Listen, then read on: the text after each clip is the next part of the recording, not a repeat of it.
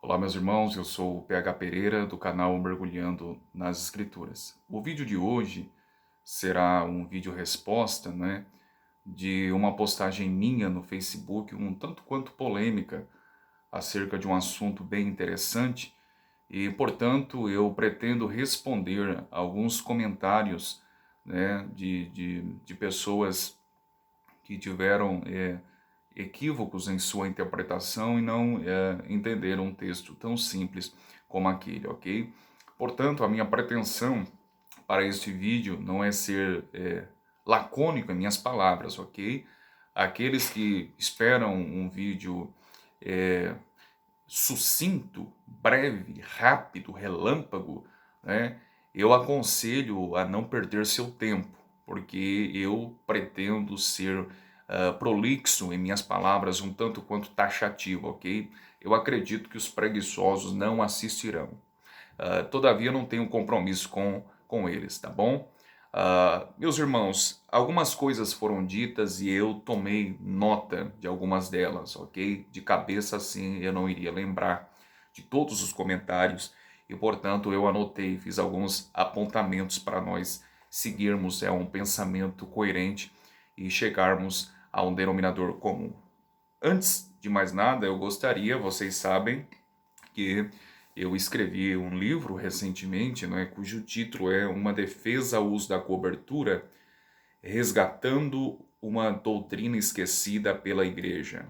É um trabalho hermenêutico, exegético, teológico e também histórico, de uma exposição em 1 Coríntios 11, versos de números 2 ao 16. O link para a compra do mesmo eu vou deixar aqui embaixo na descrição. Ele é um livro que não é nada volumoso, ao total são 104 páginas, não é? E o preço ele é, ok, bem acessível para todos aqueles que tiverem curiosidades, haja vista ser de fato um assunto polêmico, instigante, curioso, não é? Sobretudo bíblico, ok? Enfim, meus irmãos, sobre a questão da minha postagem anteontem, não é? Se eu não me engano, sobre a questão de ajudar ou não os moradores de rua. De antemão, nós devemos de atentar para alguns detalhes interessantes e, por que não dizer, históricos. Em 1974, em Lausanne, na Suíça, foi promulgado um documento que foi tido e conhecido, passou a ser conhecido como o Pacto de Lausanne, como resultado de um congresso internacional de missões mundiais, onde teólogos sérios, homens de Deus comprometidos com a palavra de Deus, eles se propuseram a elaborar um documento. E antes de elaborar esse documento, é claro, eles deveriam de debater sobre a missão prioritária da igreja aqui na Terra, e suas ações de impactos nos contextos social, político, econômico e assim por diante. E, portanto, como resultado desse debate de teólogos, foi promulgado o documento e os teólogos também se propuseram a discutir os perigos que sorrateiramente estavam imiscuindo-se na ortodoxia bíblica e histórica, erros perniciosos que estavam sendo inseridos dentro do cristianismo bíblico, ok? E logo após a entrega, a elaboração e a conclusão desse documento, algumas pessoas interpretaram erroneamente, equivocadamente, todo o debate que teve em Lausanne e também interpretaram errado esse documento, o Pacto de Lausanne, não é? E, portanto, os proponentes da chamada conhecidíssima missão integral, não é? Deturparam o que exatamente esse documento queria dizer, não é? E começaram a inverter as prioridades da igreja. A missão integral prega exatamente isso, mas um pouquinho em tempos remotos, por exemplo, no século XVIII, surgiu um filósofo chamado Immanuel Kant, que, segundo alguns, é tido como um dos maiores agnósticos que já existiu. E uma das argumentações de Kant, não é, era exatamente sobre a questão da igreja, a igreja como edifício, a igreja como prédio, não é? Que a igreja como edifício só tem alguma utilidade aqui na Terra se servir, na verdade, como uma organização filantrópica. Se a igreja servir como uma casa onde distribua sopas para moradores de ruas, para mendigos, não é? E promova desta forma, então, campanhas de agasalhos, é claro que a igreja tem a sua relevância, mas apenas isto. A igreja não tem nenhum papel relevante no aspecto espiritual, né? Conduzindo os pecadores à salvação e ao evangelho de Cristo. E, portanto, esse pensamento começou a refletir, principalmente no nosso contexto odierno, não é? Os proponentes, os teólogos da missão integral, eles focam em coisas que, na verdade, não é a prioridade da igreja, né? Fazer campanhas e agasalhos. Eu descobri agora, recentemente, se eu não me engano, lá em São Paulo, né?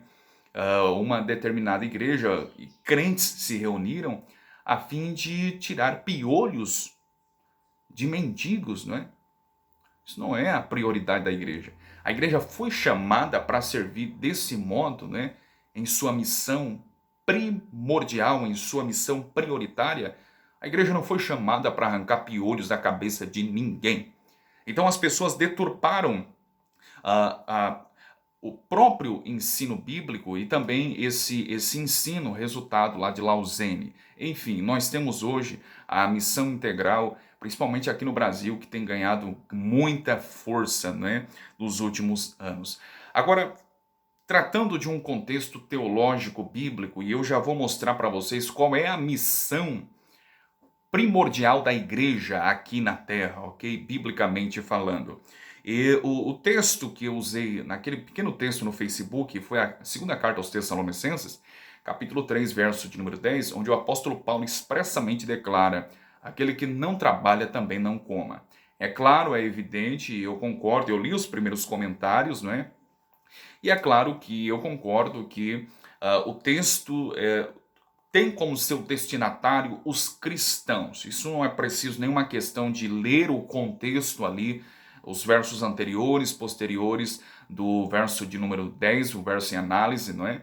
Não é uma questão de contextos imediatos ou próximos ou até mesmo remotos, mas tão somente atentar para uma questão de o próprio contexto geral da carta. A carta é muito clara, onde mostra os destinatários, que foi destinado para a igreja que estava em Tessalônica. Se foi destinado para a igreja que estava em Tessalônica, é claro, é evidente que não é uma carta destinada para todas as pessoas do mundo, ou para os descrentes, para os incrédulos, para os ímpios, para os pagãos, mas para aquela comunidade cristã. É por essa razão que é a carta à igreja que estava em Tessalônica, a carta aos Tessalonicenses. Eu entendo perfeitamente isso.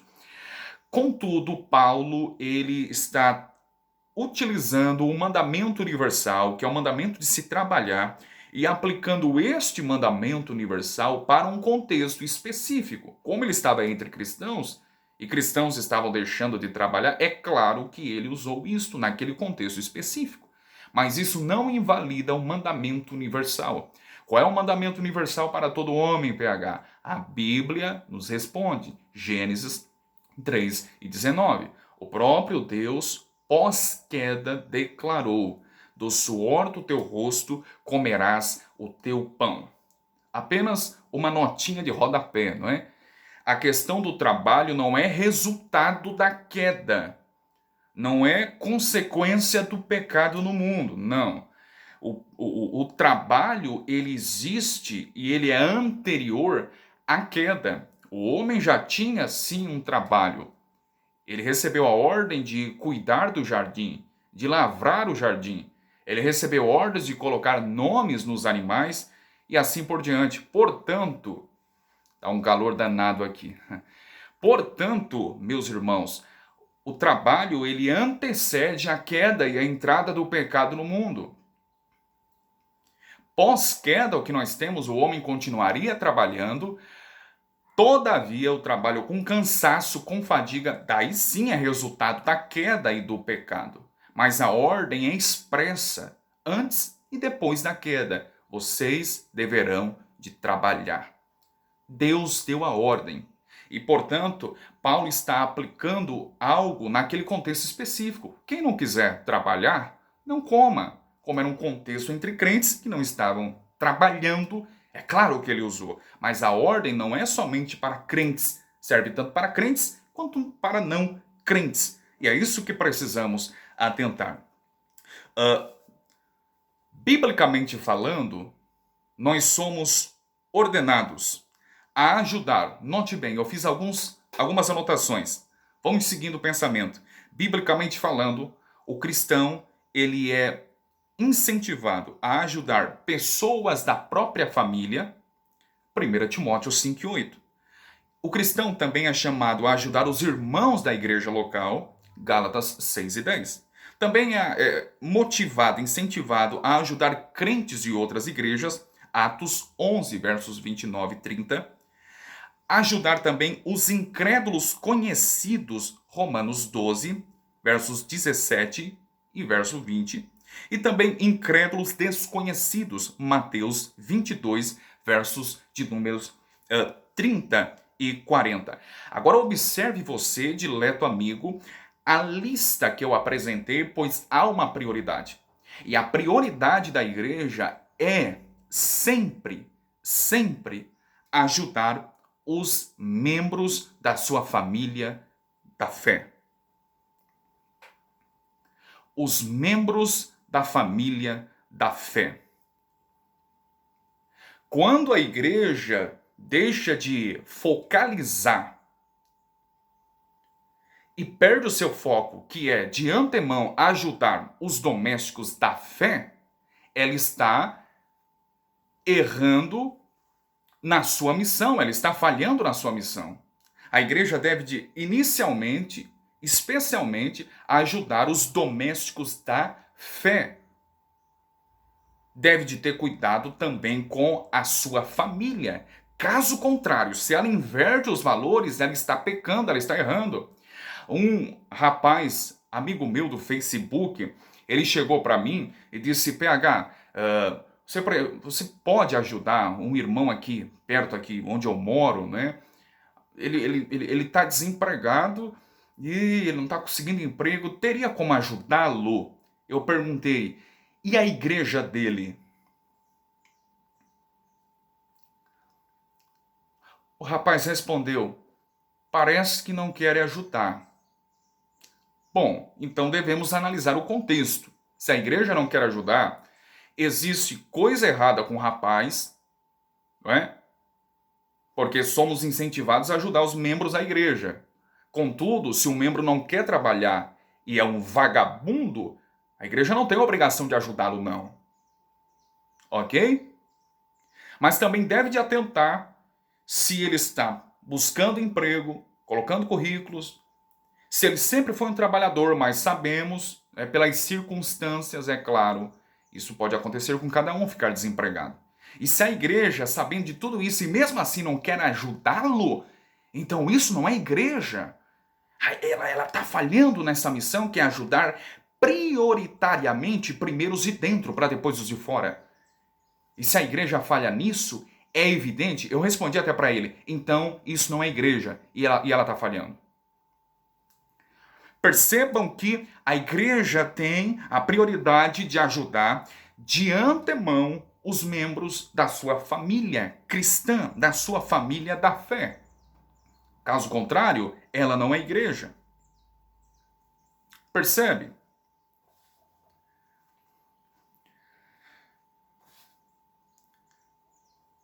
PH, qual é o papel prioritário da igreja?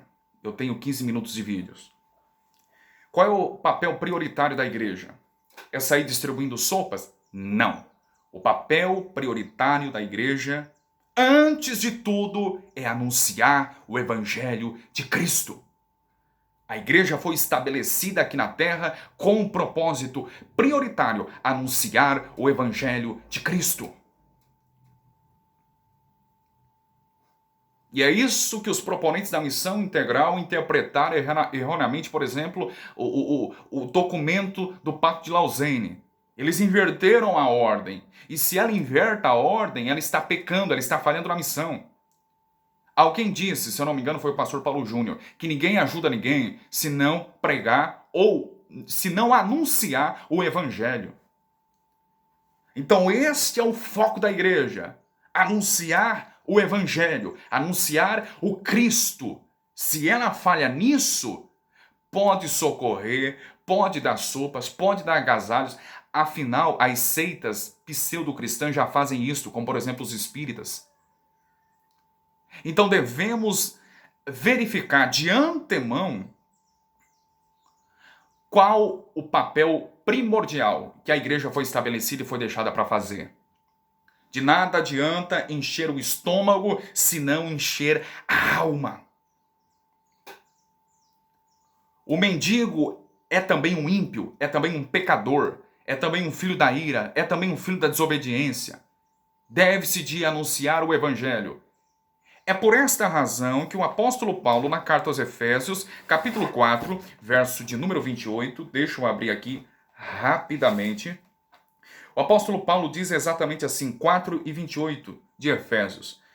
Aquele que furtava não furte mais, antes trabalhe fazendo com as mãos o que é bom, para que tenha que repartir com o que tiver necessidade. Percebam e compreendam que é por essa razão que a igreja precisa anunciar o evangelho aos perdidos. O mendigo não é nenhum santo. O maltrapilho não é nenhum santo. Assim como qualquer outro ser humano que precisa primeiro saber de Cristo, precisa entender a sua pecaminosidade, precisa saber das consequências da queda e do pecado que trouxeram e causaram no gênero humano.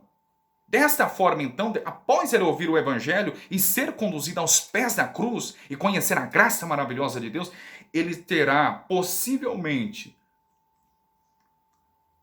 recebido um novo coração, ser transformado em um espírito novo e passar a ser um membro da família de Deus. Dessa forma, então, será muito bem recebido. Dessa forma, então, a igreja lhe dará trabalho, ele trabalhará. Com o suor do rosto, ele conseguirá adquirir coisas. Mas entenda, de novo, é preciso a igreja verificar as suas prioridades. Não é dando comida primeiro. Primeiro é a comida espiritual. Primeiro é anunciando a pecaminosidade do homem. Que ele é filho da ira, filho da desobediência, ele está em rebelião contra o Criador também está em guerra contra ele, e ele precisa de um salvador, de um pacificador, e esse pacificador há somente um pacificador que é Cristo, e ele se reconciliou o homem de volta a Deus. Caso contrário, pode encher o estômago, pode tirar piolho, pode cortar unhas, nada disso será útil se você não anunciar o evangelho. O evangelho traz mudanças. É por isso que quando nós temos o evangelho sendo anunciado nas favelas, os moradores da favela saem de lá e vão para uma cidade. Porque o evangelho transforma, ele não quer que seus filhos, que sua esposa, que seus familiares cresçam em um contexto hostil, totalmente cheio de criminalidade. E ele vai para um lugar mais retirado porque ele agora conheceu Cristo. Ele tem um novo estilo de vida e agora ele também quer trabalhar, quer trazer um sustento digno para a família e ele quer ser diferente daquelas pessoas. O evangelho traz mudanças. Mas note, a prioridade da igreja é anunciar o evangelho. Ela também tem como prioridade, primeiro, ajudar os domésticos da fé, ajudar os membros da sua família, ajudar os membros da igreja e assim por diante. É por essa razão que na igreja primitiva, em textos como Atos capítulo 2, Atos capítulo 4, diz que não havia nenhum necessitado entre eles. Muito diferente da realidade das igrejas contemporâneas, não é? Eu sei como é. Eu cresci principalmente numa igreja pentecostal. Quando eu conheci a fé reformada, isso tem praticamente, vai fazer agora 5 anos. E eu sei como é essa questão. Então devemos de priorizar primeiro os de dentro e também anunciar o evangelho aos perdidos. Sobre a questão do trabalho, Benjamin Franklin disse assim: a preguiça caminha tão lentamente que a pobreza não demora a alcançá-la. Os romanos diziam: quem não aprende a fazer alguma coisa, aprende a fazer o mal. Isaac Watts, puritano, dizia: Satanás sempre encontra algum mal a ser feito por mãos desocupadas. E os rabinos costumeiramente diziam: aquele que não ensina o filho a trabalhar, ensina-o a roubar. Somos motivados a trabalhar. Como igreja, nós temos prioridades, mas não devemos, em hipótese alguma, inverter a ordem dos valores, inverter essas prioridades, caso contrário, nós estaremos errando em nossa missão e estaremos pecando. E o meu maior propósito não é agradar os homens, mas agradar a Cristo em a sua palavra.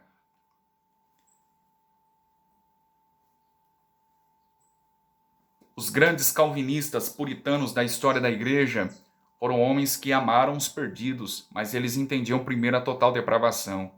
O grande calvinista Guilherme Miller, não é? Sem ajuda de ninguém. Por que será que não houve ajuda de ninguém, não é? Mas sem ajuda de ninguém, ele cuidou de um orfanato de crianças, 10 mil órfãos, num período de cerca de 60 anos, calvinista. E que entendia. Eu vi alguns comentários, né, de pessoas totalmente obtusas, ignorantes, dizendo assim: chegaram os calvinistas, só podia ser um calvinista, né? E aí cita Calvino. Eu não sei qual é a raiva, a repugnância que eles têm dos calvinistas. Parece que os calvinistas são endemoniados, filhos do Satanás, né? Só podia ser um calvinista. Comentaram assim nessa minha postagem, em uma das minhas páginas. É porque desconhece o calvinismo. Os calvinistas se preocuparam em abrir escolas públicas. A reforma protestante foi resultado ou melhor, as escolas públicas foram resultados da reforma protestante.